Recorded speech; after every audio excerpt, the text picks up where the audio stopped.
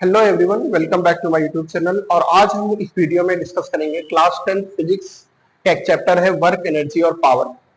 आज हम इस वीडियो में वर्क का कॉन्सेप्ट डिस्कस करेंगे, वर्क के जितने भी कॉन्सेप्ट्स हैं डिस्कस करेंगे। और इसके नेक्स्ट वीडियो में हम लोग वर्क से रिलेटेड न्यूमेरिकल्स करेंगे। तो लगभग हम इस पूरे चैप्टर को 3 वीडियोस में कवर करेंगे, ना 3 दिन में कवर करेंगे। तो 3 वीडियो से पूरा खत्म करेंगे। पहले आज के वीडियो में वर्क का जितना भी कॉन्सेप्ट है उसको कवर करेंगे, ठीक है। तो अब स्टार्ट करते हैं हम वर्क से। स्टार्ट कर रहे हैं हम वर्क से। तो वर्क की डेफिनेशन यहाँ पे लिखी हुई है, work is done when a force is applied on a body and displaces the body along its direction. ठीक है, इसको हम लोग समझते हैं। Let's take one example. Suppose ये बॉडी है, ठीक है। इस बॉडी के ऊपर तुम फोर्स लगा रहे हो, you are applying a force. अच्छा, कोई भी बॉडी है, अगर इसके ऊपर फोर्स लगा रहे हो तो अगर मान लो सपोज दैट कि फोर्स लगाने के बाद इसमें डिस्प्लेसमेंट हो रहा है, लेट्स सी कि कुछ ना कुछ बॉडी डिस्प्लेस कर रही है, वो एस डिस्प्लेस कर, एस इज द डिस्प्लेसमेंट, है ना। फोर्स लगाने पे बॉडी अगर एस डिस्प्लेस कर रही है तो इसका मतलब कुछ ना कुछ वर्क डन हो रहा है। और जिस डायरेक्शन में फोर्स लगा रहे हैं उसी डायरेक्शन में बॉडी डिस्प्लेस हो रही है। देखो, इसी डायरेक्शन में फोर्स लगा रहे हैं, मान लो हम ईस्ट की डायरेक्शन में फोर्स लगा रहे हैं तो बॉडी भी ईस्ट की डायरेक्शन में डिस्प्लेस हो रही है। तो इस केस में वर्क डन होगा, ठीक है। तो वही है कि work is done when force is applied on a body and displaces the body along its direction. इसी डायरेक्शन में अगर डिस्प्लेस करें तो वर्क डन होगा, ठीक है। कोई भी एग्जांपल ले सकते हैं। जैसे मान लो किसी भी हमने एग्जांपल को लिया, हमने किसी को डिस्प्लेस किया, मान लो टेबल है, टेबल को हमने ऐसे डिस्प्लेस किया तो इधर फोर्स लगाया, इधर ही डिस्प्लेसमेंट है, तो कुछ ना कुछ वर्क डन होगा। तो जो वर्क डन होता है उसको हम लोग बोल देते हैं, वर्क डन जो होता है वो होता है फोर्स डॉट डिस्प्लेसमेंट। ध्यान रखना, फोर्स और डिस्प्लेसमेंट दोनों वेक्टर क्वांटिटी है। ये भी वेक्टर क्वांटिटी है, ये भी वेक्टर क्वांटिटी है, क्योंकि इनकी डायरेक्शन होती है। फोर्स भी किसी पर्टिकुलर डायरेक्शन में ही लगाओगे और डिस्प्लेसमेंट उनको पता है वेक्टर क्वांटिटी है, डिस्टेंस स्केलर क्वांटिटी है। तो इन दोनों का डॉट प्रोडक्ट हमेशा वेक्टर क्वांटिटी का डॉट प्रोडक्ट होता है। तो वर्क डन क्या हो गया, फोर्स डॉट डिस्प्लेसमेंट, ठीक है। तो ये वर्क डन का फॉर्मूला हो गया, work done equals to force dot displacement. तो फोर्स लगाया, वर्क डन हुआ, ठीक है। तो ये हो गया। एक्चुअली में ये जो फॉर्मूला है इसमें फोर्स और डिस्प्लेसमेंट को मल्टीप्लाई कर देना है, वर्क डन मुझे मिल जाएगा, है ना। अब इसका हम लोग डिस्कशन इस तरीके से कर रहे हैं कि ये बताओ कि हमेशा तो ऐसा होगा नहीं कि फोर्स सीधे लग रहा हो। जैसे कभी कभी फोर्स हम सीधे लगा रहे हैं, कभी कभी ऐसे फोर्स लगाएंगे, मतलब फोर्स किसी ना किसी एंगल पे लगाएंगे, है ना। तो एक्चुअली में जो ये फॉर्मूला डॉट प्रोडक्ट है ना, ये डॉट प्रोडक्ट जब हटके फॉर्मूला बनता है ना, तो ये बनता है एफ एस। एक्चुअली जब डॉट प्रोडक्ट हटेगा ये बनेगा एफ एस कॉस थीटा। ये तुम क्लास 11th में तुम लोग पढ़ोगे कि जब डॉट प्रोडक्ट हटता है तो आता है कॉस थीटा। तो ये बनेगा F S cos theta. F is force, S is displacement, theta जो क्या है, अब ये थीटा क्वेश्चन में आएगा कि थीटा क्या है। देखो, अगर ये फोर्स, जैसे अभी तो फोर्स सीधे लग रहा था, लेकिन अगर ये फोर्स एज्यूम दैट कि फोर्स मान लो लेट्स से कि इस बॉडी पे फोर्स हम ऐसे लगा रहे हैं, ये थीटा है, मतलब फोर्स लगा रहे हैं कुछ किसी एंगल थीटा पे, ठीक है। तो इस बॉडी पे जो फोर्स लगा रहे हैं किसी एंगल थीटा पे लगा रहे हैं, मतलब सीधे इस डायरेक्शन में किसी दूसरे डायरेक्शन में फोर्स लगा रहे हैं। तो जो थीटा है is angle between force and displacement.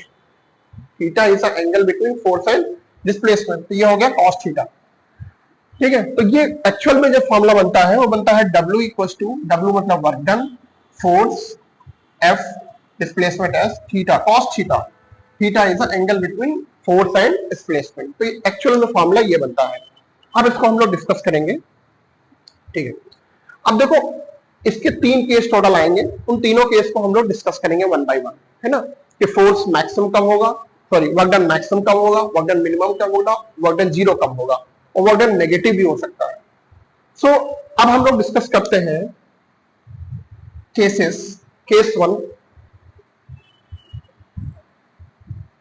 Case one, case one कह सकते हो नो वर्क डन।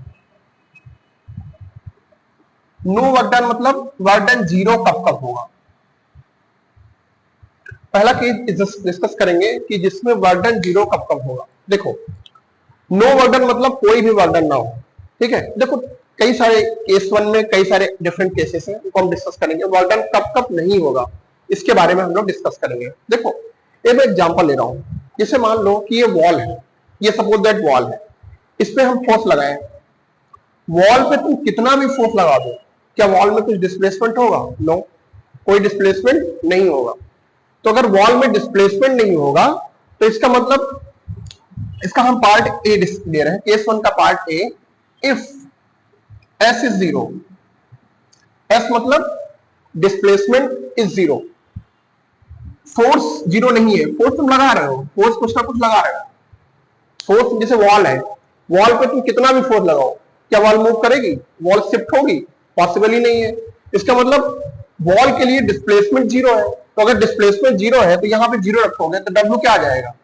वाटन कितना आ जाएगा? जीरो आ जाएगा। इसका मतलब अगर डिस्प्लेसमेंट जीरो है तब भी वर्क क्या होगा? जीरो होगा। इसका बी केस हम लोग देखते हैं, केस वन में बी पार्ट। अच्छा ये बताओ, तुमने कहा कि सर डिस्प्लेसमेंट जीरो है तो वर्क जीरो होगा। अच्छा अगर मान लो तुम फोर्स ही ना लगाओ, अगर इस बॉडी पे फोर्स ना लगाए तो क्या डिस्प्लेस होगा? डेफिनेटली नहीं होगा। और अगर डिस्प्लेस नहीं होगा तो क्या वर्क करेगा? कभी नहीं करेगा। इसका मतलब अगर फोर्स जीरो है उस केस में वर्क भी क्या होगा? जीरो होगा। वर्डन क्या होगा? फोर्स जीरो होगा तो एस भी जीरो हो जाएगा, डिस्प्लेसमेंट जीरो होगा तो वर्डन क्या आ जाएगा? जीरो। तो A B C, A B आ गया। ए बी में देख रहे हो कि वर्डन जीरो हो रहा है। कब जीरो हो रहा है? डिस्प्लेसमेंट जीरो हो या क्या जीरो हो? Force zero. फोर्स लगा ही नहीं रहे हो तो वर्डन क्या होगा? डिस्प्लेसमेंट ही नहीं होगा, ठीक है। सी केस है कि अगर केस वन में, जो सी केस है, केस वन में ही सी पार्ट है कि वर्डन एक केस में और नहीं होगा। ध्यान से देखना, अगर हम इस थीटा की वैल्यू 90 डिग्री कर दें, थीटा इज 90 डिग्री, थीटा 90 मतलब ये कह सकते हो कि अगर हम ये फोर्स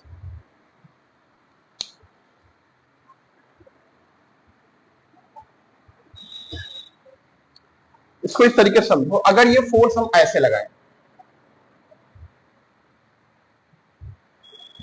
अच्छा प्रैक्टिकली तुम लोग देख के बता सकते हो कि अगर तुम ऐसे फोर्स लगाओगे तो क्या ये बॉडी इधर मूव करेगी? कभी नहीं मूव करेगी। मतलब इसका मतलब फोर्स और डिस्प्लेसमेंट के बीच का जो एंगल है अगर 90 डिग्री हो जाए, थीटा 90 हो जाए, तो प्रैक्टिकली तुम लोग देख रहे हो वर्क डन नहीं होगा, वर्क डन नहीं होगा, ठीक है। तो इसका मतलब अगर थीटा जीरो है, या कह सकते हो और angle between force and S is 90 degree, हम लोग ये बोल सकते हैं कि थीटा 90 हो या फिर angle between force and displacement 90 degree हो, तो कॉस यहां 90 रखो जरा, सॉरी यहां 90 रखेंगे थीटा की जगह पे, तो कॉस 90 क्या होता है? जीरो। तो ये पूरा जीरो हो जाएगा, तो वर्क डन कितना आ गया? जीरो। तो इसका मतलब तीन केस में वर्क डन जीरो होता है। वर्क डन जीरो होने के तीन केसेस हैं। पहला है ए जो है, या डिस्प्लेसमेंट जीरो हो, वर्क डन भले ही फोर्स कितना भी लगा दो, डिस्प्लेसमेंट क्या हो? जीरो। उस केस में भी वर्क डन क्या होगा? जीरो होगा। जैसे मैंने एग्जांपल बताया था, वॉल पे फोर्स लगा रहे हो तो डिस्प्लेसमेंट नहीं होगा, तो वर्क डन क्या हो जाएगा? जीरो। दूसरा केस है तो फोर्स नहीं लगा रहे हो, फोर्स जीरो है, फोर्स नहीं लगा रहे हो, तब भी वर्क डन क्या हो जाएगा? जीरो। तीसरा केस है जो बहुत इंपॉर्टेंट है, ये केस ज्यादा इंपॉर्टेंट है, ज्यादा एग्जाम में आता है, इसके बारे में लोग डिस्कस करेंगे, एग्जाम्पल भी डिस्कस करेंगे कि थीटा अगर 90 डिग्री है, मतलब फोर्स और डिस्प्लेसमेंट के बीच का एंगल अगर 90 डिग्री है तो वर्क डन क्या हो जाएगा? जीरो। तो तीन केस है वर्क डन जीरो होने के। वैसे भी तुम देख पा रहे हो कि अगर हम ऐसे फोर्स लगाएंगे तो ये कभी इधर जाएगा ही नहीं, पॉसिबल ही नहीं है। तो ये हो गया वर्क डन जीरो होने का केस, ठीक है। केस टू देखते हैं। केस टू क्या है? Positive work done.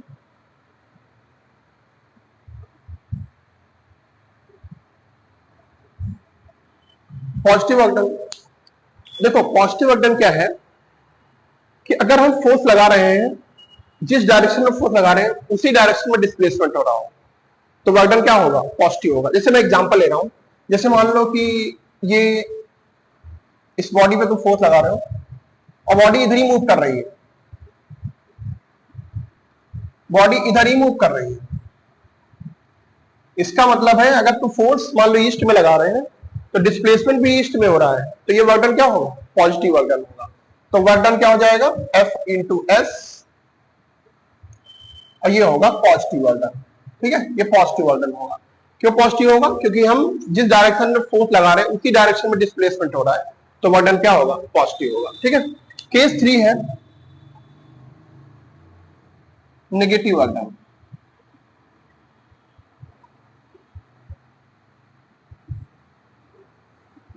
अच्छा एक चीज यहां समझो, यहां पे हमने सिर्फ एफएससी क्यों लिखा, थीटा क्या हो गया। एक्चुअली में अगर तुम ऐसे फोर्स लगा रहे हो सीधे, तो इसका मतलब है कि जो इस केस में जो थीटा एंगल है वो जीरो है। जैसे नॉर्मली हमारा फॉर्मूला जो होता है W equal to F S cos theta, ये लिखना चाहिए। एक्चुअली में फॉर्मूला यही होता है, एक्चुअली फॉर्मूला क्या होता है, एफ एस कॉस थीटा। लेकिन यहाँ पे हमने सिर्फ एफ एस लिखा, क्यों ऐसा किया, हमने कॉस थीटा नहीं लिखा यहाँ पे। एक्चुअली यहाँ थीटा क्या है, जीरो है। देखो नॉर्मली थीटा, इसे मान लो ये है सीधा लाइन है, डायरेक्शन की लाइन है। अगर ये फोर्स है तो ये थीटा है, कुछ ना कुछ थीटा होगा ना, तब थीटा लिखेंगे cos theta. Theta can be 30, 20, कुछ भी हो सकता है। लेकिन अगर इस फोर्स को तुम ऐसे ऐसे करते करते सीधा लगा दो इस पे, तो अगर इसको कम करोगे तो थीटा की वैल्यू रिड्यूस होकर जीरो हो जाएगी। थीटा क्या हो जाएगी, 0 डिग्री हो जाएगी। और अगर थीटा 0 हुआ तो उस केस में वर्क डन क्या हो जाएगा, cos 0 होता है 1, cos 0 क्या होता है 1, यहाँ थीटा रखोगे तो cos 0 1 होगा, तो fs cos 0 और cos 0 हो जाएगा 1, तो क्या बनेगा fs बन जाएगा। तो वर्क डन क्या हो जाएगा, fs होगा। इस केस में वर्क डन क्या होगा, fs होगा। तो ये work done positive work done होगा। ठीक है, क्योंकि थीटा लग रहा है सीधे, है ना, सीधे लाइन में लग रहा है ना, इस केस के लिए वर्क डन क्या fs होगा। और एक चीज बताएं, इस केस में वर्क डन मैक्सिमम भी होगा, इसको हम लोग मैक्सिमम वर्क डन बोल सकते हैं, मैक्सिमम वर्क डन होगा। नॉर्मल सी चीज है, प्रैक्टिकली अगर तुम समझो, इस बॉडी में फोर्स सीधा लगाओगे तभी ये बॉडी मैक्सिमम वर्क डन करेगी। अगर तुम ऐसे लगाओगे तो पॉसिबिलिटी वर्क डन की नहीं है ना। सीधा जब लगाओगे तभी वर्क डन इसमें मैक्सिमम होगा। प्रैक्टिकली समझ सकते हो तुम, किसी टेबल को तुम ऐसे पुश करो तो वर्क डन सबसे ज्यादा होगा। ठीक है, अगर उसको तुम ऐसे पुश करो ऐसे, तो ये वर्क डन कम होगा, क्योंकि बॉडी उस तरीके से डिस्प्लेस नहीं करेगी, क्योंकि फोर्स की वैल्यू कम हो जाएगी, है ना। तो ये हो जाएगा W equal to F S maximum work done होगा। अब आता है negative work done. Negative work done क्या होता है, when force applied opposite to the direction of displacement, या कह सकते हो displacement is opposite to the direction of force. इससे मैं एग्जांपल ले रहा हूं, इसे मान लो कोई बॉडी है, इस बॉडी में डिस्प्लेसमेंट इधर हो रहा है और फोर्स इधर लग रहा है। बॉडी मूव इधर कर रही है लेकिन फोर्स किधर लग रहा है, इधर। जा इधर रही है लेकिन फोर्स इधर लग रहा है, तो ये होता है नेगेटिव। अब ये कैसे नेगेटिव वर्क डन होता है ये बताना जरूरी है। देखो अभी देखो फोर्स और डिस्प्लेसमेंट के बीच का अगर एंगल तुम देखोगे ना तो आएगा 180 डिग्री। अगर एक वेक्टर इधर है एक वेक्टर इधर है तो उनके बीच का एंगल कितना होगा, 180। देखो अगर दो वेक्टर सीधे डायरेक्शन, दोनों एक ही डायरेक्शन में है, तो थीटा क्या होगा, 0, जो इसमें हमने बताया था। इधर ही फोर्स है इधर ही डिस्प्लेसमेंट है, तो थीटा क्या होगा, 0 होगा। लेकिन अगर इधर मान लो डिस्प्लेसमेंट है इधर फोर्स है, तो थीटा कितना हो गया, 180 होगा ना। थीटा कितना होगा, 180। तो इस केस में थीटा हो जाएगा 180, तो वर्क डन कितना आ जाएगा, एफ एस cos 180, और cos 180 ध्यान रखना होता है -1। क्या होता है, -1। तो -1 मल्टीप्लाई होगा तो क्या आ जाएगा, -fs। माइनस बता रहा है कि ये वर्क डन क्या है, नेगेटिव वर्क डन है। ठीक है, तो if displacement is opposite to the direction of force then work done is negative, work done is negative. इसका तुम एग्जांपल भी ले सकते हो, अभी हम एग्जांपल डिस्कस कर लेंगे। वैसे एक सिंपल एग्जांपल है, हम इसको हम डिस्कस कर लेते हैं। जैसे कि हम बॉल को ऊपर से थ्रो करें, तो बॉल पे फोर्स लग रहा है mg नीचे की तरफ, जो इसका वेट है वो नीचे लग रहा है, लेकिन बॉडी मूव कहां कर रही है, ऊपर। तो दोनों अपोजिट है, इसका मतलब वो वर्क डन कौन सा होगा, नेगेटिव वर्क डन होगा। जैसे एग्जांपल में लिख रहा हूं फ्रिक्शनल फोर्स। फ्रिक्शनल फोर्स वो भी एक क्या है, नेगेटिव वर्क डन का फोर्स। जैसे कि मान लो जैसे मान लो ये तुम्हारा टायर है, ठीक है, और ये मान लो तुम ऐसे मूव कर रहे हो, इस डायरेक्शन में मान लो तुम मूव कर रहे हो, इधर डिस्प्लेस करते हो।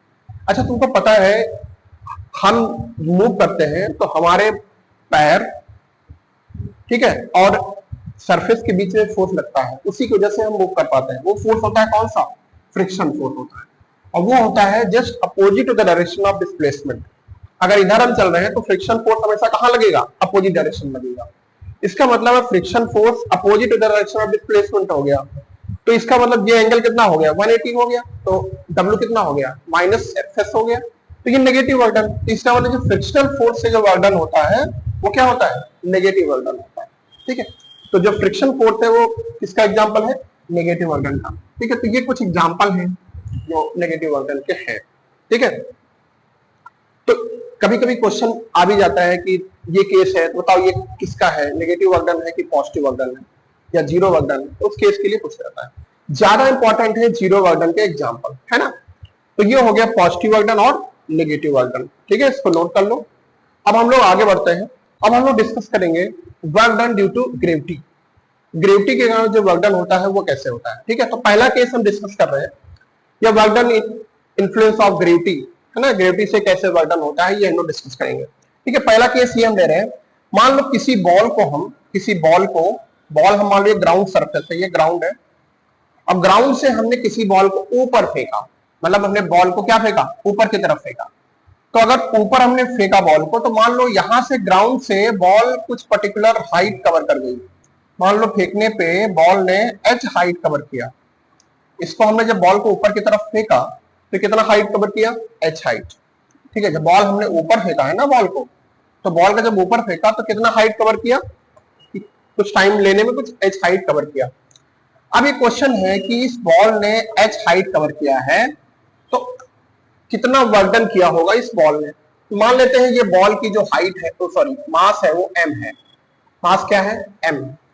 अच्छा ये बताओ, अगर इसका मास m है तो इसके ऊपर एक वेट जो होता है वो हमेशा बॉडी का जो वेट होता है, या कह सकते हो फोर्स ड्यू टू ग्रेविटी। तो ग्रेविटी का जो फोर्स लगेगा वो हमेशा कहां लगेगा? नीचे लगेगा। वो क्या होगा? Mass into gravitational acceleration, m into G होगा। m होगा मास, g होगा ग्रेविटेशनल एक्सेलरेशन। तो mg कहां लगेगा? हमेशा नीचे। लेकिन बॉडी मूव कहां कर रही है? ऊपर की तरफ। डिस्प्लेसमेंट कहां हो रहा है? ऐसे फेंक रहे हैं तो बॉडी जा तो ऊपर रही है ना, तो डिस्प्लेसमेंट कहां हो रहा है? ऊपर की तरफ हो रहा है। तो फोर्स लग रहा है नीचे, डिस्प्लेसमेंट हो रहा है ऊपर। कितना डिस्प्लेसमेंट हुआ? h। तो वर्क डन कितना हो जाएगा? Force into displacement. फोर्स है mg और डिस्प्लेसमेंट है क्या? h। तो वर्क डन कितना आ गया? mgh। वर्क डन आ गया mgh। तो mgh क्या पॉजिटिव होगा कि नेगेटिव होगा? It is negative. Why? Because force is opposite to the direction of displacement, या कह सकते हो displacement is opposite to direction of force. तो ये mgh आ जाएगा नेगेटिव में, ये नेगेटिव वर्क डन होगा।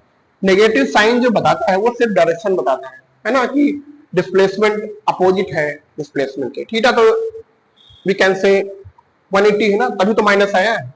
ठीक है, थीटा 180 है तभी माइनस साइन यहाँ पे आया है, माइनस mgh, या नेगेटिव हो सकता है। ठीक है, केस 2 है कि अगर किसी बॉल को ऊपर से फेंक रहे हो नीचे, मतलब यहां बॉल नीचे की तरफ आ रही है। ठीक है, तो इस पे mg लग रहा है और डिस्प्लेसमेंट भी इधर है, मतलब यहाँ हाइट कवर कर रहा है, मान लो ये h हाइट। अब बॉल हम यहां से किसी h हाइट से ऐसे फेंक रहे हैं तो बॉल नीचे आ रही है, तो इसका फोर्स भी नीचे लग रहा है, डिस्प्लेसमेंट भी नीचे है। तो फोर्स कितना है? mg, और डिस्प्लेसमेंट कितना है? h। तो कितना हो गया work done? mgh। Work done कितना हो गया? mgh। बताओ ये पॉजिटिव होगा कि नेगेटिव होगा? पॉजिटिव, क्योंकि force is in the direction of displacement, तो it will be positive work done. It will be positive work done. तो ये पॉजिटिव वर्क डन में आएगा। ठीक है, तो ये दो केस हैं जो ग्रेविटी में है, और ये फॉर्मूला बहुत इंपॉर्टेंट है। और जी की वैल्यू तुमको पता ही है क्या होती है, 9.8। इसे बोलते हैं ग्रेविटेशनल एक्सेलरेशन मीटर पर सेकंड स्क्वायर। ये तुमको याद रखना है, मीटर पर सेकंड स्क्वायर। इसकी जरूरत पड़ेगी, कभी कभी नहीं दिया रहेगा तो 10 भी यूज कर सकते हो। तो ये हो गया work done due to gravity. Okay, तो ये हो गया, हमने डिस्कस कर लिया वर्क। इससे क्वेश्चंस आते हैं, अभी हम डिस्कस करेंगे इससे भी क्वेश्चन। ओके,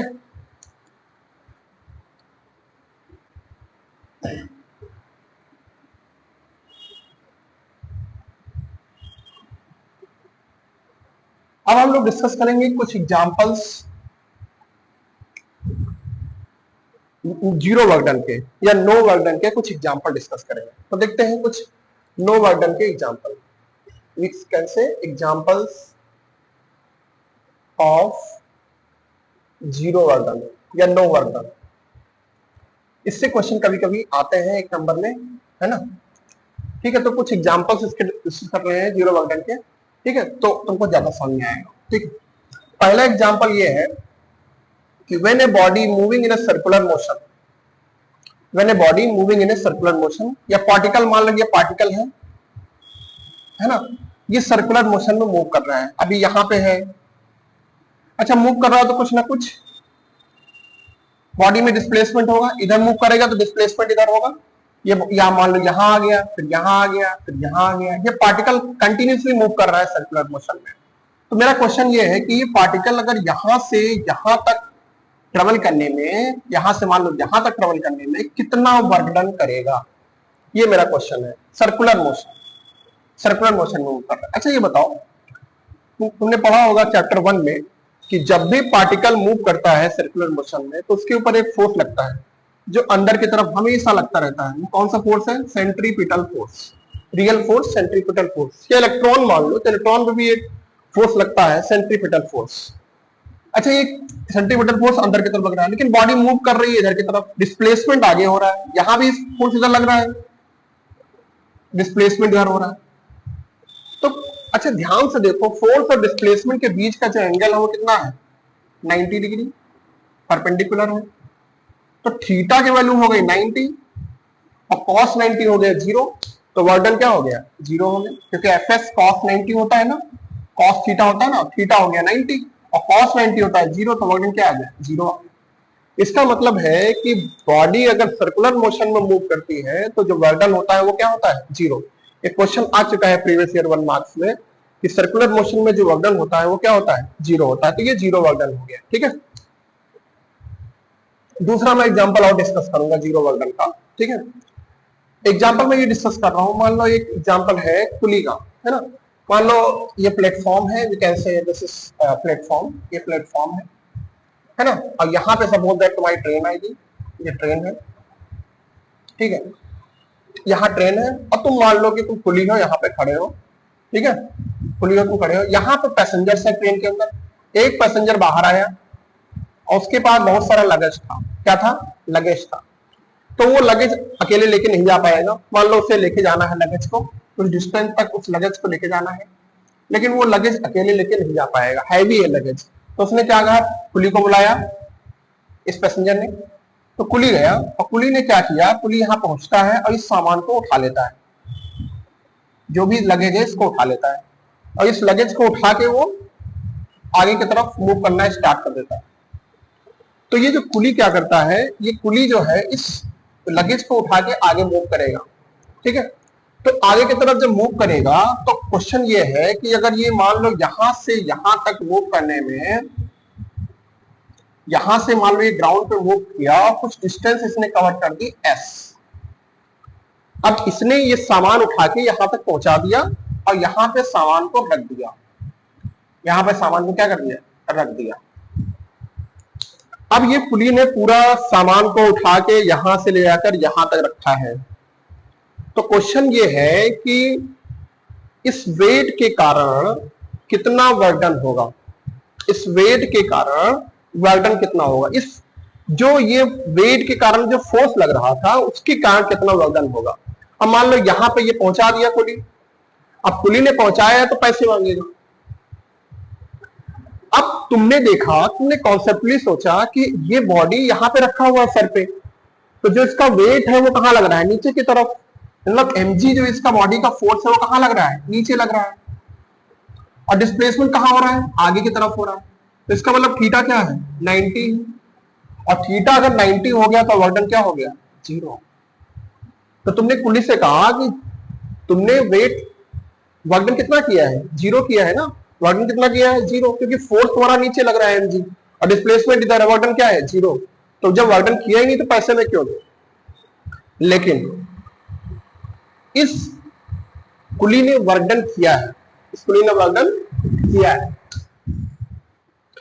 ग्रेविटी के कारण वर्क डन जीरो है, ग्रेविटी के कारण वर्क डन क्या है, जीरो है। ये वर्क डन जीरो है ग्रेविटी के कारण, इसके वेट के कारण वर्क डन जीरो है, क्योंकि थीटा की वैल्यू क्या है 90 डिग्री। देखिए क्वेश्चन में अगर आता है तो पूछेगा ऐसे कि work done by the weight, work done due to the weight, जो भी वेट लेके वो चल रहा है उसके कारण जो वर्क डन होगा वो जीरो होगा। लेकिन अगर वर्क डन होगा, लेकिन कौन सा वर्क डन होगा, एक्चुअली वो थकेगा तो नहीं जाएगा, तो कुछ ना कुछ तो वर्क डन करेगा डेफिनेटली। वो वर्क डन होगा इसके जो फ्रिक्शन के कारण वर्क डन होगा, जो फोर्स ऑफ फ्रिक्शन के कारण जो वर्क डन होगा वो वर्क डन वो करेगा।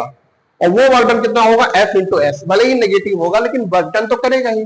देखो ये मत समझना अगर हम लिख दें -20 वर्क डन की जूल होती है ना, अगर मैं -20 जूल लिख दूं इसका मतलब ये माइनस में है, नो ये है तो वर्क डन 20 जूल, ये माइनस साइन सिर्फ और सिर्फ डायरेक्शन बता रहा है, वर्क डन किया। देखो वर्क डन होता है स्केलर क्वांटिटी, स्केलर क्वांटिटी, तो ये वर्क डन किया है कुछ, तो इसका मतलब वर्क डन इसने किया है, किस फोर्स के कारण किया है, फ्रिक्शनल फोर्स के कारण किया है। बट ग्रेविटेशनल फोर्स के कारण वर्क डन क्या होगा, जीरो होगा। लेकिन फ्रिक्शन फोर्स के कारण वर्क डन होगा, वो कितना होगा, वो होगा फ्रिक्शनल फोर्स इनटू जो भी डिस्प्लेसमेंट होगा। लेकिन ग्रेविटी के कारण वर्क डन जीरो होगा। तो ये तुमको ध्यान रखना है कि क्वेश्चन में पढ़ना ध्यान से, क्या लिखा हुआ है इसमें, ग्रेविटी कारण लिखा है या फ्रिक्शन कारण लिखा है, फिर इसको समझोगे, ठीक है। ओके, तो ये हो गया कुछ एग्जांपल नो वर्क डन के। देखो नो वर्क डन के मैंने डिस्कस किया ही है तुमको कि जब थीटा 90 डिग्री हो जाए समझ जाओ वर्क डन जीरो, ठीक है। तो now will discuss the units of work done. तो पहले हम लोग एसआई यूनिट, फिर सीजीएस यूनिट, और इन दोनों में रिलेशन क्या है वो भी डिस्कस करेंगे। देखो तुमको कोई भी फॉर्मूला हो, अगर यूनिट पता करना हो तो तुम्हें फॉर्मूला याद होना चाहिए, है ना। जैसे कि वर्क डन का होता है F इंटू एस, तो तुम्हें F की यूनिट पता होनी चाहिए, S की यूनिट पता होना चाहिए। F क्या है, फोर्स है, S क्या है, डिस्प्लेसमेंट है। तो F की यूनिट होती है न्यूटन, डिस्प्लेसमेंट की होती है मीटर, तो क्या आ गई, न्यूटन मीटर आ गई, ठीक है। तो इसकी यूनिट क्या हो गई, न्यूटन मीटर। लेकिन इसकी एक और यूनिट होती है, वो होती है जूल। क्या होती है, जूल होती है। Joule is the name of scientist, उन्हीं के नेम पे ये यूनिट है, दैट इज जूल। तो जूल नॉर्मली हम लोग न्यूटन मीटर नहीं लिखेंगे, हम लोग जूल लिखते हैं। न्यूटन मीटर तुम लोगों ने देखा होगा टॉर्क की भी यूनिट होती है, लेकिन न्यूटन मीटर इसलिए हम यूज नहीं करते, यूज क्या करते हैं, joule. Most of the time joule ही यूज करेंगे, न्यूटन मीटर यूज नहीं करेंगे। इसका मतलब कह सकते हो कि 1 joule equals to 1 newton metre, है ना। 1 जूल और न्यूटन मीटर दोनों सेम है, तो ये दोनों लगभग दो सेम है, ठीक है। तो ये हो गई इसकी जूल, हो गई क्या इसकी एसआई यूनिट। सीजीएस यूनिट अगर हम बात करें तो सीजीएस यूनिट हम देखेंगे तो W equals to F S. F की क्या होगी, तुमको पता है डाइन होती है, फोर्स की जो सीजीएस यूनिट होती है वो डाइन होती है, डिस्प्लेसमेंट की तुम्हें पता है सेंटीमीटर होती है, तो इसकी यूनिट होगी डाइन सेंटीमीटर, या फिर इसको हम बोलते हैं ERG। क्या बोल देते हैं, ERG। ERG बोलेंगे या डाइन सेंटीमीटर बोलेंगे। 1 ERG equals to 1 dyne centimetre, ठीक है। तो ERG is a series unit of work done, तो 1 ERG equals to 1 dyne centimetre, ठीक है। यहाँ न्यूटन मीटर है, यहाँ पर डाइन सेंटीमीटर है, क्योंकि फोर्स की सीजीएस यूनिट डाइन होती है, डाइन सेंटीमीटर, ठीक है। तो 1 अर्ग और 1 डाइन सेंटीमीटर। एक क्वेश्चन आता है कि नॉर्मली एक क्वेश्चन आ भी चुका है कि 1 जूल में कितने ERG होते हैं, ये क्वेश्चन आ चुका है, ठीक है। फिल इन द ब्लैंक्स का, ठीक है। तो ये क्वेश्चन आ चुका है, ये कह सकते हो कि सीजीएस और एसआई में रिलेशन पूछा है एक्चुअली में। तो देखो 1 जूल इक्वल्स टू, इसको हम लोग कन्वर्ट करेंगे ERG में, क्योंकि इधर 1 जूल है, इसको हम सीजीएस यूनिट में कन्वर्ट करेंगे, ठीक है। तो न्यूटन हमें पता है, न्यूटन को अगर हमें डाइन में कन्वर्ट करना है तो 1 न्यूटन जो होता है, 1 न्यूटन होता है 10 की पावर 5 डाइन। तो 1 न्यूटन हो गया 10 की पावर 5 डाइन, और 1 मीटर में होता है 100 सेंटीमीटर। 100 मतलब 10 की पावर 2, तो 10 की पावर 5 और 10 की पावर 2 कितना हो गया, 10 की पावर 7 डाइन सेंटीमीटर। और डाइन सेंटीमीटर क्या है, ERG तो है, तो इसको लिख सकते हैं 10 की पावर 7 ERG। तो 1 जूल इज 10 की पावर 7 ERG। तो इसका आंसर क्या हो जाएगा 10 की पावर 7। तो ये एक नंबर में प्रीवियस ईयर पेपर्स में क्वेश्चन आ चुका है कि 1 जूल में कितनी ERG होते हैं, तो 10 की पावर 7। डायरेक्टली तुम याद भी कर सकते हो, नहीं याद कर सकते हो तो ऐसे कैलकुलेट कर लो, ठीक है। तो ये तुम्हें आना चाहिए, इसके कुछ यूनिट्स के बारे में पता होना चाहिए, ठीक है। अब हम लोग आते हैं न्यूमेरिकल्स पे, अब कुछ इसके न्यूमेरिकल्स डिस्कस करते हैं, जिससे हमें वर्क का जो वर्क पूरा खत्म हो जाएगा, और फिर हम नेक्स्ट वीडियो में एनर्जी देखेंगे, उसके नेक्स्ट वीडियो में पावर देखेंगे, ठीक है। में हमने डिस्कस कर लिया वर्क के जितने भी कॉन्सेप्ट थे, है ना, positive work done, negative work done, zero work done, और उसके यूनिट्स डिस्कस किया। नेक्स्ट वीडियो में, मतलब जो भी नेक्स्ट सेकंड वीडियो आएगा, उसमें हम लोग वर्क से रिलेटेड क्वेश्चन डिस्कस करेंगे, इंक्लाइन प्लेन वाले भी क्वेश्चन डिस्कस करेंगे, है ना, वो डिस्कस करेंगे। फिर हम आएंगे एनर्जी पे, फिर आएंगे पावर में। तो 3 वीडियोस में हम कोशिश करेंगे कि ये पूरा कवर कर दें, और इसके क्वेश्चन भी जो प्रीवियस ईयर के हैं वो भी हम खत्म कर लेंगे। Thank you everyone for watching this video. इसको पूरा कंप्लीट करो और नेक्स्ट वीडियो का वेट करो, वो जब आएगा तो उसको देखना, है ना। तो कंटिन्यू सीरीज को हम रखेंगे। Okay, thank you.